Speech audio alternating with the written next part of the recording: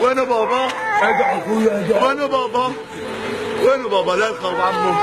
هون؟ لا يا بابا راح الجنة خيو. هاشتاج حلب تباد، انقذوا حلب، ارحموا سوريا، يا الله ملنا غيرك يا الله، وغيرها من الشعارات والهاشتاجات تغزو حساباتنا الافتراضية بين الفترة والأخرى، بكائيات ورثائيات ولطميات وندب حظ وتلاوم لا يكاد ينتهي حتى يعاد من جديد على إيقاع هطول الصواريخ على المدن الإسلامية والعواصم العربية. ليست حلب الأولى ويبدو أنها لن تكون الأخيرة، سبقتها في سوريا درعا وحما وريف دمشق ومضايا وغيرها أيضا، وسبقتها في العراق الأنبار والفلوجة والبصرة ودار السلام بغداد.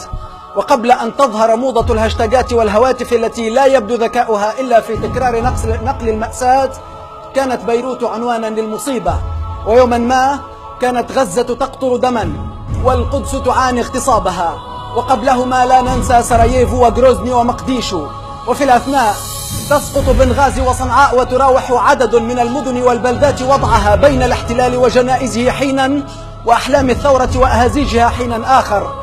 ماذا أصاب العرب؟ وماذا حل بالمسلمين؟ هل من مجيب؟ هل من ذي رد؟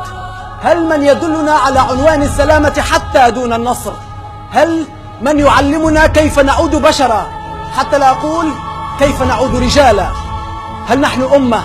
هل نستحق حتى مجرد الاعتراف بنا أجساما من حقها العيش دون حق النصر على أرضها التاريخية على كوكب الأرض؟ هل وصل بنا الحال أن نستجدي حق الحياة يا أمة؟ أهذه أمة المليار أم هذه خير أمة أخرجت للناس؟ حلب ليست المشكلة، حلب ليست المشكلة، المشكلة هي نحن وعقولنا الضائعة وقلوبنا المتحجرة.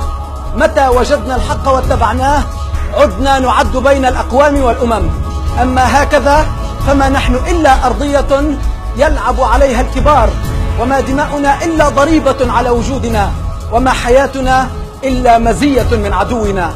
قال الله: اهدنا الصراط المستقيم، فقرأها المسلمون: اهدنا صراط الخسران وقتل بعضنا بعضا وشدة بأسنا على بعض. أيها المسلمون، أيها العرب، استهدوا بصدق حتى تهتدوا حقا.